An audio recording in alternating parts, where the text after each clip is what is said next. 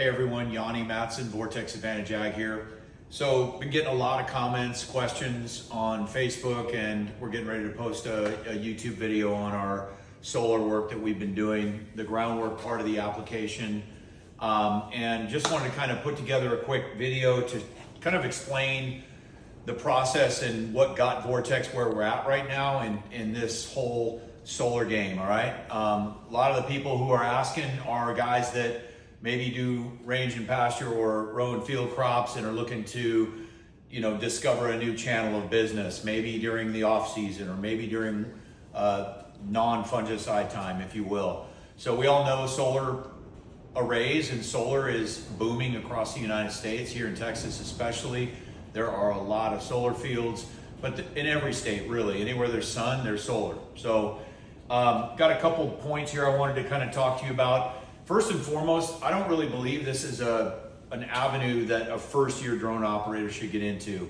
I think you should have a good solid year under your belt, whether that's 5,000 to 15,000 acres, whatever it is. Get that experience and understand what you're getting into when you're flying this big drone over these solar panels, because there is liability involved with the potential for crashing into the panel.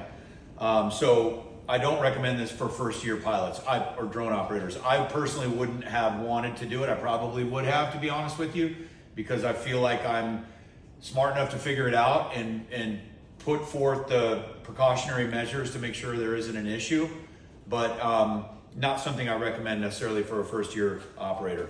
So timeline, this took us, I've been working on these solar projects. I've been on thousands of acres of solar work over the past year. And so it's a year now into this that this has finally started to bust.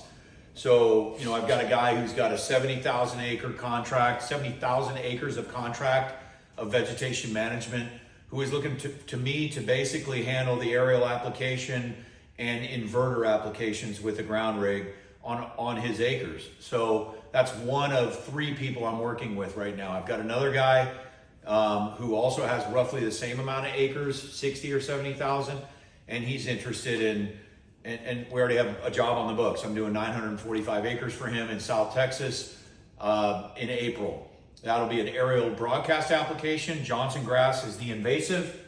Sorry, my screen keeps going dead on me there. But we'll also do 56 inverters on that job, as well as these other little control unit modules. I don't recall what they're called, but there's a bunch of those as well. So every little component to this application is a line item. It's like there's no freebies out here, right? Someone's getting paid to treat that area. So we as Vortex want to provide a, all-inclusive solution service to the vegetation management company and the solar provider. So by being able to do the aerial application of the broadcast acres, and then be able to come in and do the ground clear around all the inverters, we provide them with the ability to work with less contractors. They don't want to go get a different person for every little bit of this job. I was actually told that by a GM at a solar site recently, that they don't want a bunch of different contractors. They want one person that they can contact to know that everything's getting done. So there's a lot of red tape to get through with this. You're going to have to, I'm fortunate enough to be good at marketing, and we've actually had these people reach out to us, which is great. But it is absolutely my plan to get out there and really start kind of making contacts with more, because I believe for us, for Vortex, this is a national opportunity, and that's the approach we're taking.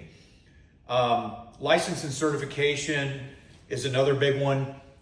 Insurance, training, additional training by the solar vegetation management company, or required by the solar carrier or the solar provider, they do require some safety related, job site safety related training in some cases. So you may see some of that. It's nothing hard. It's just something you have to go through and check the box and do, but you're going to want to make sure you have your insurance in place. You're going to want to make sure all of your licensing and certification, aircraft registration.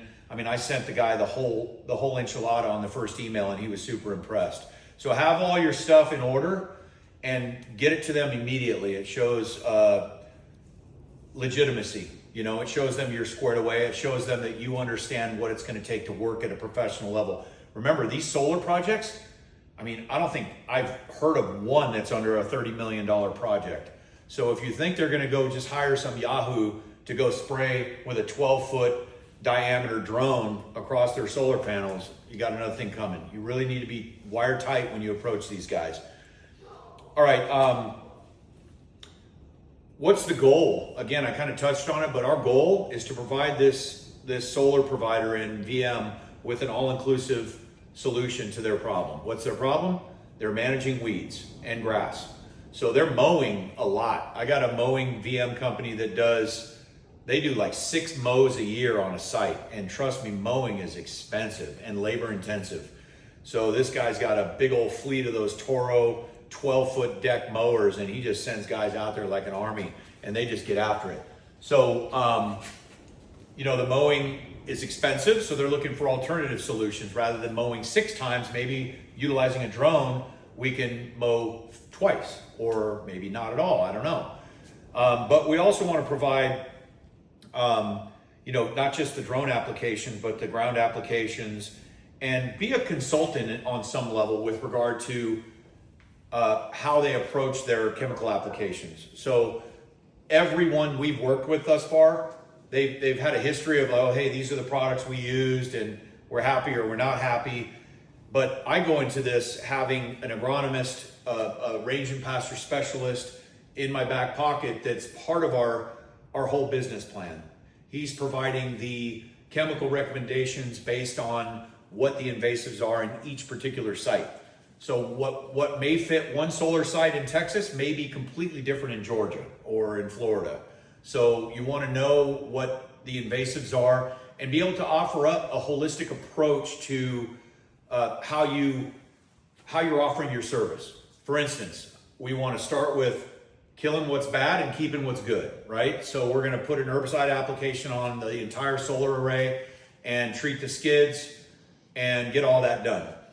But then maybe we want to go over and seed. Maybe we want to seed some Bermuda. Bermuda down here in Texas grows really well, and it grows both horizontally and vertically. So less vertically. That's why I planted it in my yard.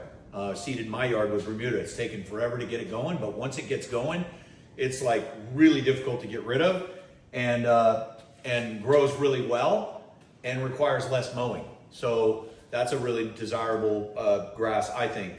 So being able to provide that kind of approach, not only to herbicide applications, but hey, here's how we're going to help keep the weed pressures down with planting grass that will help snuff out those weeds and starve the weeds of the nutrients they need. There's a few aspects to the job that can be also accomplished. So fence lines, roads, gravel roads. If you ever had a gravel road, I got a 400-foot gravel road in my driveway here, and it started out at 14 feet wide, and our Bermuda starts creeping up the sides of it. Now we have like a 10-foot wide driveway. So you want to keep those roads sterile as well. That's why I bought this ground rig with a 20-foot boom. It's also got a boomless sprayer and a hand sprayer. Well, that 20-foot boom, the idea is to basically just do a pass if the road's 20 feet wide. If it's not, then we'll maybe shorten the boom to half its width and do a pass down and back. But the point is, we're covering that gravel road so that their grasses and weeds don't encroach up onto the road. One thing I've noticed about these solar sites is they really like them to look good. They want them to look good. Some of them don't. Some of them look horrendous. But the one I was at yesterday working and the day before, man, there were areas of it that were just gorgeous, like just green grass, and you could tell they've been cared for. Then there were areas that were horrendous with thistles and everything, you know, mustard going crazy. That's where we come in. So, you know, I hope this video helps. You know, the idea here is to try to promote other channels of revenue in the drone industry and help you guys out. I will go back to my first comment about, you know, if you're a rookie coming out of the gates, man, you know, welcome to the business. I'm only coming into my second full year of spraying, and we learned a lot in our first year. So when I'm telling you, it's probably not best a channel to pursue if you're a first year guy. I really mean that. The flying part of it is actually like as butter as it gets with a drone. There are 0 obstacles. The planning is absolutely super easy. You know, click, click, click, click, click, boundaries, boom. Everything within that boundary is going to be 10 feet or less. There are 0 obstacles. So the flying part of it is actually easy. What I'm talking about is the risk and the knowledge and where to shoot from. How, you know, are you going to fly from here? And, you know, my kind of plan is to basically, a lot of these are divided up into grids, and you just have one gravel road that goes down, and it might go a quarter mile, a half mile that way, and it might go a quarter mile and a half mile that way. Fire one of these bad boys, P150 XAG, up in the air, one sails off that way. 3-4 minutes later, launch the second one goes off that way. 3-4 minutes later, the first one comes back, and then it's boom, boom, boom, boom, boom, working your way down this road and really keeping your eyes on what's going on and utilizing the FPV on the camera to be able to see, you know, your proximity to the panels. I think, you know, the terrain follow and everything should work really well for you. But anyway, talk long enough. Yanni with Vortex, let us know your questions, comments. If you like to see other videos regarding this topic, let us know. We're happy to put them out and share with you our experiences. Again, there might be other people out there doing this and they have their way of doing it. I'm not saying what we're doing is the end all be all for solar drone applications. I'm just sharing with you all what has worked with us, and we'll continue to do that moving forward. So thanks again. Don't forget to like this video and subscribe if you haven't. Talk to you later.